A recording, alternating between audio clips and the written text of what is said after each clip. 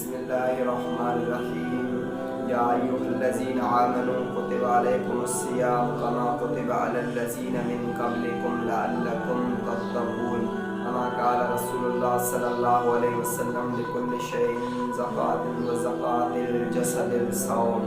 أو كما قال رسول الله صلى الله عليه وسلم إن الله وملائكته يصلون على النبي يا أيها الذين آمنوا صلوا عليه وسلموا تسليما.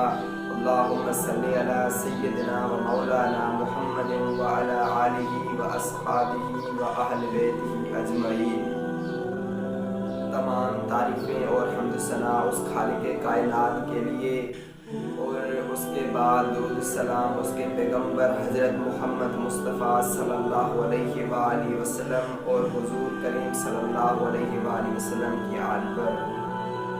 اللہ تبارک و تعالی قرآن شریف میں سورہ بقرہ میں فرماتا ہے یا ایھا الذین آمنوا کتب علیکم الصیام، اے ایمان والو روزے تم پر فرض کیے گئے ہیں، کما کتب علی الذین من قبلکم، جیسے تم سے پہلے لوگوں پر فرض کیے گئے تھے، لعلکم تتقون، تاکہ تم پرہیزگار بنو اور تم عبادت گزار بنو۔ اور یہ رمضان کا مہینہ بابرکت مہینہ ہے۔ صوم کا لغوی معنی ہوتا ہے کہ رک جانا۔ روزے کا مطلب یہ نہیں کہ خود کو بھوکا رکھا جائے، خود کو پیاسا رکھا جائے، باقی جو تمام کے اعمال ہیں وہ سارے کے سارے جو اعمال ہیں وہ کیے جائیں، پھر روزے کا کوئی مطلب نہیں۔ روزے کا مطلب ہے رک جانا۔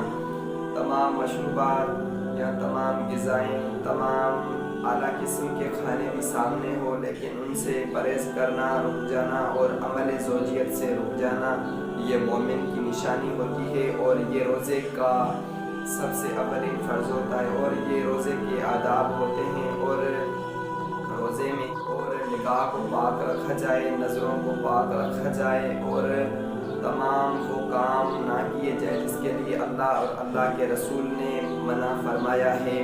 روزے کا مطلب یہ نہیں کہ میں نے روزہ رکھا، خود کو بھوکا پیاسا رکھا لیکن کام وہی جو پہلے تھے، پھر روزے کا کوئی مطلب نہیں۔ روزے میں جب بھی انسان روزہ رکھتا ہے تو وہ اس کو چاہیے کہ وہ تمام وہ اعمال کریں جو اس کو روزے میں کرنے چاہیے، اللہ کی عبادت کرنی چاہیے اور نوافل ادا کرنے چاہیے، قرآن شریف پڑھنا چاہیے، کیونکہ اللہ تبارک و تعالیٰ فرماتے ہیں اگر کوئی بھی بندہ رمضان کے مہینے میں نوافل بھی ادا کرتا ہے پھر بھی اس کو فرض کا ثواب ملتا ہے۔ دوسری جگہ پر اللہ تبارک و تعالیٰ سورہ بقرہ میں فرماتا ہے شہر رمضان الذی انزل فیہ القرآن، یہ وہ بابرکت مہینہ ہے، یہ وہ بابرکت مہینہ ہے جس میں ہم نے قرآن کو نازل فرمایا۔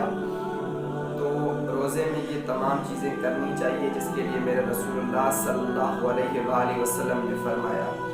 ایک بار نبی کریم صلی اللہ علیہ وآلہ وسلم کی بارگاہ اقدس میں دو عورتیں حاضر ہوئی اور انہوں نے نبی کریم صلی اللہ علیہ وآلہ وسلم کو کہا کہ ہم نے روزہ رکھا ہے، صبح سے خود کو پیاسا اور بھوکا رکھا ہے اور شام تک کچھ نہیں کھائیں گی۔ تو اللہ کے رسول نبی کریم حضرت محمد مصطفیٰ احمد مجتبیٰ صلی اللہ علیہ وآلہ وسلم نے فرمایا کہ آپ کا روزہ نہیں ہے۔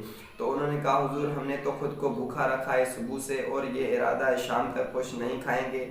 تو اللہ کے رسول نے فرمایا تم کیا کرو، یعنی الٹی کرو۔ تو جیسے ان دو عورتوں نے الٹی کی تو ان کی حلق سے دو گوشت کے لوتھڑے نکلے۔ تو حضور کریم صلی اللہ علیہ وآلہ وسلم نے فرمایا کسی کی غیبت کرنا، فلاں جگہ پر آپ نے کسی کی غیبت کرنا اس کے برابر ہے جیسے اس نے حرام گوشت کھایا، حرام گوشت کے لوتھڑے کھائے۔ تو غیبت سے بھی بچنا چاہیے اور نیکوکار بننا چاہیے، غیبت سے بچنا چاہیے، اور تمام ایسے مسائل ہیں جو روزے کے اس سے بچنا چاہیے، اور ایسی غلطیاں ہیں جس کی وجہ سے روزہ مکروہ ہو جاتا ہے، جہاں روزہ ٹوٹ جاتا ہے اس سے بچا جائے۔ اور نبی کریم صلی اللہ علیہ وآلہ وسلم نے فرمایا کہ نگاہ کو پاک رکھنا چاہیے۔ ایک بار نبی کریم صلی اللہ علیہ وآلہ وسلم نے فرمایا کتا، دیکھیں کتا تو ناپاک ہوتا ہے لیکن خنزیر تو سارا کا سارا ناپاک ہے، وہ اپنے فضلے میں لیٹا ہوا ہو یا پیشاب میں لیٹا ہوا ہو، اس کا کسی سے ٹکر ہو جائے یہ بھی اس سے کم ہے کہ کوئی غیر محرم کو ٹکر لگائے یا اس کے سامنے اس سے ٹکر لگائے، یہ اس سے بھی بدتر ہے۔ تو میرے مسلمان بھائیوں اور میری بہنوں اور تمام سامعین حضرات، اس کام سے بچنا چاہیے جس کے لیے میرے رسول کریم صلی اللہ علیہ وآلہ وسلم نے فرمایا توبہ کرنی چاہیے۔ یہ بابرکت مہینہ ہے، یہ بڑی برکتوں والا مہینہ ہے، اس میں خود کو بدل لینا چاہیے، توبہ کر لینی چاہیے۔ ہاں، اور ایسا بھی نہ ہو آج توبہ کی، روزہ رکھا، 5 وقت کی نماز پڑھی، پھر صبح کو وہی کام، پھر تو توبہ کا کوئی مطلب ہی نہیں ہوا، کیونکہ توبہ کا مطلب یہ ہوتا ہے کہ خود کو بدل دیا جائے، خود کو بدل دیا جائے، وہ سارے کام چھوڑ دیے جائے جس کے لیے وہ سارے کام چھوڑ دیے جائے جس سے ہم نے ابھی توبہ کی ہے۔ جب بھی انسان توبہ کرتا ہے نا تو وہ ایسے ہو جاتا ہے جیسے ماں کے پیٹ سے بچہ آتا ہے نا، تو اس طرح وہ گناہوں سے پاک ہو جاتا ہے۔ توبہ کرنی چاہیے اور توبہ پر عمل بھی کرنا چاہیے۔ ایسا نہیں ہے کہ میں نے توبہ کی پھر سارے کام وہی جو پہلے تھے، پھر توبہ کا کوئی مطلب نہیں ہوا۔ ایک بار حضرت امیر المومنین حضرت علی المرتضیٰ شیر خدا فرماتے ہیں، جو بھی یہ دعا پڑھیں گے اس کے گناہ اگر سمندر کی جھاگ کے برابر یا اس دنیا میں جتنی ریت ہے اس کے برابر بھی ہوں گے، پھر بھی اللہ تبارک و تعالیٰ اس کو معاف کرے گا۔ وہ دعا کون سی ہے؟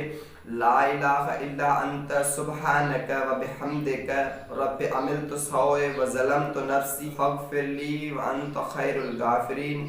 لا الہ الا انت سبحانک و بحمدک رب عملت سوء و ظلمت نفسی فاغفر لی فتب علی انک انت التواب الرحیم۔ لا الہ الا انت سبحانک و بحمدک رب عملت سوء و ظلمت نفسی فانت خیر الراحمین۔